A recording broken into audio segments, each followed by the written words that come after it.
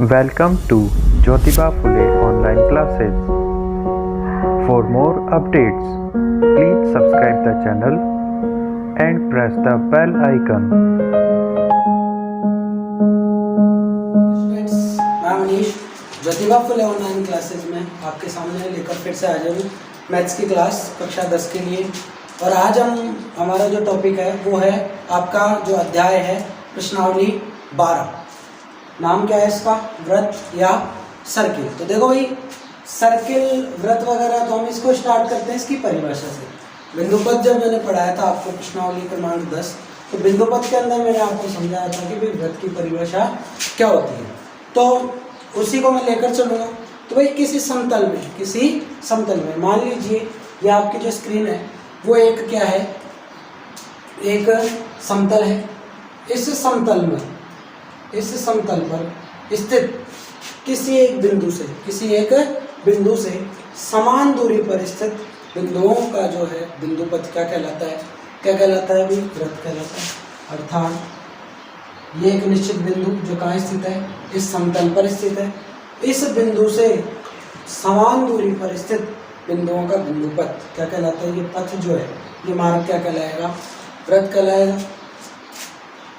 अब मैं बात करूं तो कुछ परिभाषाओं के बारे में बात करता हूं आपको, या उससे पहले मैं आपको बताऊं तो एक वृत्त जो है एक समतल को 3 भागों में विभाजित करता है। कौन कौन से 3 भाग में बात करता हूं? एक तो अभ्यंतर, एक वृत्त, और एक है बहिर्भाग।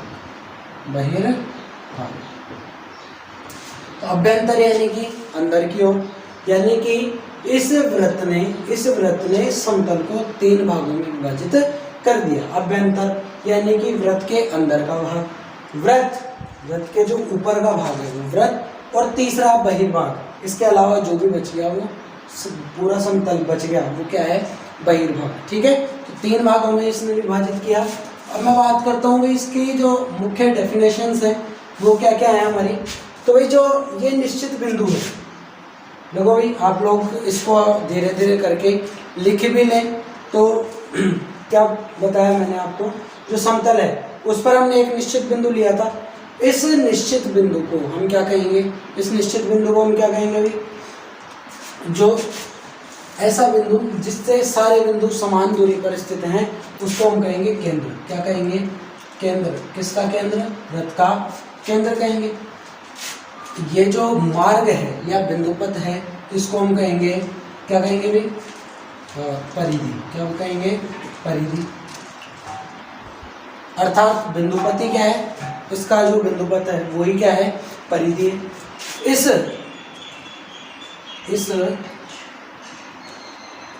परिधि पर स्थित किसी बिंदु से और केंद्र को अगर मिला दिया जाए, परिधि पर स्थित किसी बिंदु को केंद्र से मिलाने वाली रेखा ये क्या कहलाती है भाई? त्रिज्या कहलाती है। ये क्या कहलाती है? त्रिज्या कहलाती है। अब ध्यान करो भाई, कई 2 बिंदु हो, वृत्त की परिधि पर स्थित कोई भी 2 बिंदु, इनको यदि मिलाने वाली रेखा हो तो ये क्या कहलाती है? वृत्त की जीवा कहलाती है। भाई ध्यान करो, वृत्त की परिधि पर स्थित 2 बिंदुओं को मिलाने वाली रेखा क्या कहलाती है? जीवा कहलाती है। अगर मैं बात करूं ऐसी जीवा जो वृत्त के केंद्र से होकर गुजरती है, क्या कहलाती है? वो भी एक जीवा ही होगी, लेकिन इसका एक नाम होगा जो क्या होगा? इसका नाम होगा जो क्या कहलाएगा? व्यास। अर्थात वृत्त की ऐसी जीवा जो कहाँ से गुजरती हो? वृत्त के केंद्र से होकर गुजरती है, वृत्त का क्या कहलाती है? व्यास कहलाती है। तो भाई ये थी मुख्य हमारी। अभी इसमें जितने भी काम में आएंगे तो इसके हम आगे देखते हैं। अब हम देखते हैं जीवा द्वारा जो बनाए गए अंतरित कोण है केंद्र पर, तो वो किस प्रकार से अंतरित करेंगे। तो भाई मान लीजिए ये कोई वृत्त है मेरे पास में, और वृत्त पर स्थित 2 बिंदुओं को यदि मिला दिया जाए तो ये क्या कहलाएगी भाई? एक जीवा। ये क्या कहलाएगी? जीवा। और अगर ये ये जो हमने रेखा मिलाई इसके द्वारा अलग किया गया भाग, जीवा द्वारा अलग किया गया भाग, ये क्या कहलाता है भाई? चाप कहलाता है। क्या कहलाता है? चाप कहलाता है। और ये भी इसी के द्वारा अलग किया गया है, तो ये भी क्या कहलाएगा? चाप कहलाएगा। लेकिन लंबाई में कौन बड़ा है भाई? ऊपर वाला चाप बड़ा है, इसलिए बड़े चाप को मैं कहूँगा दीर्घ चाप और छोटे चाप को कहूँगा मैं लघु चाप। ठीक है, तो जीवा ने क्या किया भाई? इसको लघु चाप और दीर्घ चाप में बांट दिया। अब मैं बात करता हूँ केंद्र पर अंतरित कोण, जीवा द्वारा केंद्र पर अंतरित कोण। तो अगर मैं बात करूँ, यदि जीवा के सिरों को केंद्र से मिला दिया जाए तो बनने वाला ये जो कोण है ये क्या कहलाएगा भाई? इस जीवा द्वारा, अगर मैं इसको नाम दे दूँ ए और बी, तो जीवा ए बी द्वारा केंद्र ओ पर अंतरित कोण, ये क्या कहलाएगा? जीवा द्वारा केंद्र पर अंतरित कोण। तो आगे बढ़ते हैं इसकी प्रमेय की ओर। पहली प्रमेय है 12.1। क्या कहती है भाई? एक वृत्त की बराबर जीवाएं, यदि एक वृत्त में दो जीवाएं हों और दोनों की लंबाइयां क्या हो? बराबर, तो वह केंद्र पर बराबर कोण अंतरित करती है। यह हमें सिद्ध करना है। देखो भाई, मेरे पास ये एक वृत्त है जिसमें ये कोई ए बी और ये सी डी, दो समान क्या है मेरे पास में? जीवाएं हैं। मेरे को दिया गया है, क्या दिया है कि ए बी बराबर क्या है? सी डी है। मुझे ये सिद्ध करना है कि इन दोनों जीवाओं द्वारा केंद्र पर जो डाले गए या अंतरित कोण हैं वो क्या होते हैं? बराबर होते हैं। तो भाई इनको दोनों को मिला दिया, इनके सिरों को, तो ये कोण, अगर ये O है और इसके सिरों को यदि मिला दिया जाए तो ये जो कोण है दोनों आपस में क्या होते हैं? बराबर होते हैं। ये मुझे सिद्ध करना है क्या? कि कोण AOB बराबर कोण COD, ये मुझे सिद्ध करना है। तो भाई अब मैंने क्या किया भाई? इसमें त्रिभुज उत्पत्ति की बात कर रहा हूँ, हल इसका त्रिभुज AOB व त्रिभुज COD में भाई दोनों त्रिभुजों को मैं क्या करूँगा? सर्वांग सम सिद्ध करूँगा।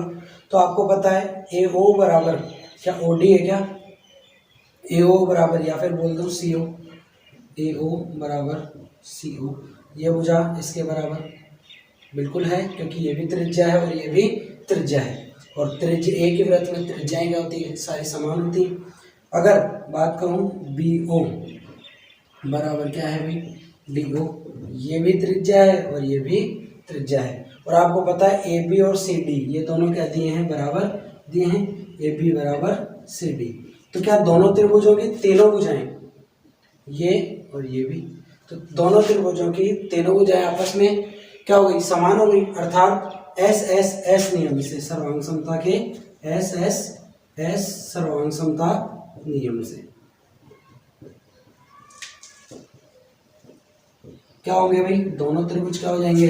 सर्वांग सम हो जाएंगे। मेरे पास में त्रिभुज AOB सर्वांग सम होगा त्रिभुज COD के। क्या आपको पता है सर्वांग समता नियम क्या कहता है भाई? यदि दो त्रिभुज सर्वांग सम हो तो उनके सभी जो अंग है वो क्या होंगे? बराबर होंगे। अर्थात ये कोण और ये कोण भी क्या होगा? बराबर होगा। तो इसके निष्कर्ष के रूप में हम लिख सकते हैं कि कोण AOB अतः कोण AOB बराबर क्या होगा? COD। और ये हमें क्या करना था? सिद्ध करना था कि एक वृत्त की बराबर जीवाएं केंद्र पर क्या करती हैं? बराबर कोण अंतरित करती हैं। तो लिखने के समय आप लोग ये इसके कारण भी कोष्टक में दे दिया करें। यह है त्रिज्या, ये भी क्या है? त्रिज्या, और ये क्या है? हमें दिया गया। ठीक है, तो ये थी हमारी प्रमेय 12.1। प्रमेय नेक्स्ट 12.2। कथन क्या है इसका? देखो उसमें अभी हमने प्रमेय पढ़ी, उसमें दिया गया था कि जीवाओं की लंबाइयां समान थी और केंद्र पर अंतरित कोण क्या करने थे? समान करने थे। अब हमें क्या दिया गया है कि भाई केंद्र पर अंतरित कोण समान है तो जीवाएं क्या होती हैं? बराबर होती हैं। तो भाई मैं देखता हूँ मेरे पास क्या क्या दिया गया है और क्या क्या मेरे को चाहिए। तो ये एक वृत्त है जिसमें ये दो जीवाएं हैं, भाई ए बी और ये सी और डी, इनके द्वारा जो केंद्र पर अंतरित कोण है, तो इनके सिरों को किससे मिला दिया? केंद्र से। केंद्र का नाम ओ दे दो। तो दिए गए अर्थात ए ओ बी और कोण सी ओ डी, ये हमें क्या है? दिए गए हैं बराबर। तो दिया है मेरे को क्या भाई कि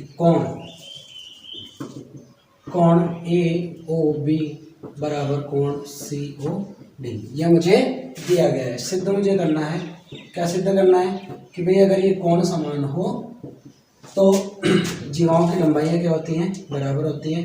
अर्थात मुझे ये सिद्ध करना है कि ए बी बराबर क्या होगा? सी डी होगा मेरे पास। तो भाई देखो उत्पत्ति के रूप में, ठीक है, कैसे हल करेंगे हम इसको? हमने क्या किया अभी? दोनों त्रिभुज ले लिए वापस से, त्रिभुज ए ओ बी व त्रिभुज सी ओ डी में। दोनों त्रिभुजों में देखो भाई मुझे क्या दिया गया है क्या? या फिर मैं बात करूं ए ओ बराबर सी ओ है क्या? ए ओ बराबर सी ओ है, बिल्कुल है। दोनों क्या हैं? त्रिज्याएं हैं भाई। ए ओ बराबर सी ओ, बी ओ बराबर डी ओ, ये भी क्या है मेरे पास में? त्रिज्या।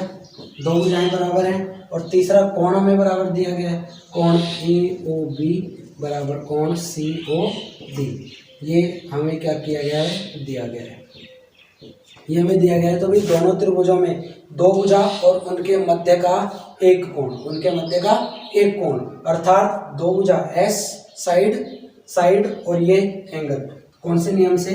S A S, side angle side, या कोण भुजा कोण भुजा नियम से, सर्वांग समता का नियम है ये, सर्वांग समता नियम से क्या होगा? दोनों त्रिभुज क्या हो जाएंगे? सर्वांग सम हो जाएंगे। तो त्रिभुज ए ओ बी सर्वांग सम होगा त्रिभुज सी ओ डी के। अब आपको पता है यदि त्रिभुज सर्वांग सम हो गए तो उनके प्रत्येक जो एलिमेंट्स हैं या उनके अवयव जो हैं वो क्या होंगे? बराबर होंगे। अर्थात क्या ए बी बराबर सी डी हो जाएगा? बिल्कुल हो जाएगा। तो भाई ये हमें क्या करना था? सिद्ध करना था, ठीक है। ये थी प्रमेय 12.2। मैं आपकी 12.3 कथन क्या है इसका कि भाई जीवा के यदि वृत्त के केंद्र से जीवा पर यदि कोई लंब डाला जाए तो वह लंब जो है वो जीवा को क्या करता है? समान दो भागों में विभाजित करता है। तो भाई देखो मेरे पास इसका रेखीय निरूपण इस प्रकार से, मान लीजिए ये कोई जीवा है ए और बी, इस वृत्त का केंद्र क्या है? ओ है। यदि इस केंद्र से इस जीवा पर क्या डाला जाए? लंब डाला जाए। लंब यानी कि 90 डिग्री। तो यदि ये लंब डाला जाए तो यह हमें सिद्ध करना है, यदि ये बिंदु डी है तो हमें ये सिद्ध करना है कि ए डी बराबर क्या होता है? बी डी होता है। ये हमें सिद्ध करना है। तो भाई देखो हमें दिया क्या क्या है? दिया है कि ओ डी जो है, दिया क्या क्या है मुझे? ओ डी लंबवत है किस पर? ए बी पर। ए बी क्या है? इसकी एक जीवा है। मैंने क्या किया भाई? इसको सिद्ध क्या करना है मुझे? सिद्ध करना है मुझे कि ए डी बराबर क्या हो गया? बी डी, अर्थात ये डी बिंदु इसको समान दो भागों में विभाजित करता है। मैंने क्या किया भाई? ओ को इससे मिला दिया और ओ को किससे मिला दिया? बी से मिला दिया।